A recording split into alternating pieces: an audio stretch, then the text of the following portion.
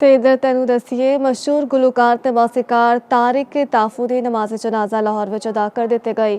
ਨਮਾਜ਼ ਜਨਾਜ਼ਾ ਵਿੱਚ ਵਾਰਿਸ ਬੇਗ, ਸਾਹਿਰ ਅਲੀ ਬੱਗਾ, ਤਨਵੀਰ ਅਫਰੀਦੀ, ਸ਼ਹਿਜ਼ਾਦ ਰਫੀਕ ਸਮੇਤ ਸ਼ੋਬਿਸ ਮੌਸੀਕੀ ਤੇ ਸਕਾਫਤੀ ਹਲਕਿਆਂ ਦੀਆਂ ਕਈ ਮਾਰੂਫ ਸ਼ਖਸੀਅਤ ਨੇ ਸ਼ਿਰਕਤ ਕੀਤੀ। ਹੋਰ ਤਫਸੀਲਾਤ ਮੀਆਂ ਅਸਗਰ ਸਲੀਮੀ ਦੀ ਇਸ ਰਿਪੋਰਟ ਵਿੱਚ। ਨਾਮਵਰ ਗੁਲੂਕਾਰ ਤੇ ਮੌਸੀਕਾਰ ਤਾਰਿਕ ਤਾਫੂ ਨੂੰ ਲਾਹੌਰ ਵਿੱਚ ਸਪੁਰਦੇ ਖਾਕ ਕਰ ਦਿੱਤਾ ਗਿਆ।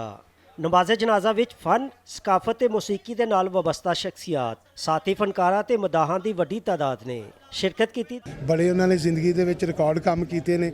ਮੈਂ ਸਮਝਦਾ ਮੇਰੇ ਵਾਸਤੇ ਇਹ ਅਵਾਰਡ ਤੋਂ ਘੱਟ ਨਹੀਂ ਕਿ ਮੈਂ ਔਰ ਮੇਗਾ ਜੀ ਨੇ ਉਹਨਾਂ ਦੇ ਨਾਲ ਕੰਮ ਕੀਤਾ ਹੈ। ਅੱਜ ਤੱਕ ਕਿਸੇ ਨੇ ਇਹਦੇ ਤੋਂ ਉਂਗਲੀ ਨਹੀਂ ਨਾ ਬਲਾ, ਕੋਈ ਕਿਸੇ ਕਿਸਮ ਦੀ ਨਾ ਬਲਾ, ਇੰਤਹਾਈ ਦਰਦਮੰਦ ਸੀ ਨਾ ਬਲਾ। ਅਹਿਲੇ ਖਾਨਾ ਦੇ ਮੁਤਾਬਿਕ ਪੀਰ ਦੀ ਰਾਤ ਅਚਾਨਕ ਉਹਨਾਂ ਦੀ ਤਬੀਅਤ ਖਰਾਬ ਹੋ ਗਈ, ਜਿਸ ਤੋਂ ਬਾਅਦ ਉਹਨਾਂ ਨੂੰ ਹਸਪਤਾਲ ਮੁੰਤਕਿਲ ਕੀਤਾ ਗਿਆ, ਪਰ ਉਹ ਜਾਨਵਰ ਨਾ ਹੋ ਸਕੇ। ਮਰਹੂਮ ਮਾਰੂਫ ਮੌਸੀਕਾਰ ਤਾਫੂ ਖਾਨ ਦੇ ਸਾਹਿਬਜ਼ਾਦੇ ਸਨ ਤੇ ਬਚਪਨ ਤੋਂ ਹੀ ਮੌਸੀਕੀ ਦੇ ਸ਼ੋਬੇ ਨਾਲ ਵابਸਤਾ ਰਹੇ। ਉਹਨਾਂ ਦਾ ਮਕਬੂਲ ਗੀਤ ਲੌ ਲੌ ਰੇ ਅੱਜ ਵੀ ਮੌਸੀਕੀ ਦੇ ਸ਼ੌਕੀਨਾਂ ਵਿੱਚ ਬੇਹੱਦ ਪਸੰਦ ਕੀਤਾ ਜਾਂਦਾ ਹੈ।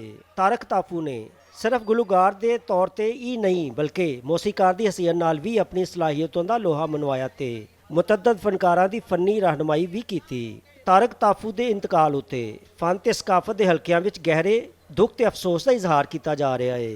ਉਹਨਾਂ ਦੇ ਚਾਹਣ ਵਾਲਿਆਂ ਦਾ ਕਹਿਣਾ ਹੈ ਕਿ ਮੌਸੀਕੀ ਦੀ ਦੁਨੀਆ ਇੱਕ ਬਾਸਲਾਹੀਅਤ ਤੇ ਮੁਖਲਸ ਫਨਕਾਰ ਤੋਂ ਮਹਿਰੂਮ ਹੋ ਗਈ ਹੈ।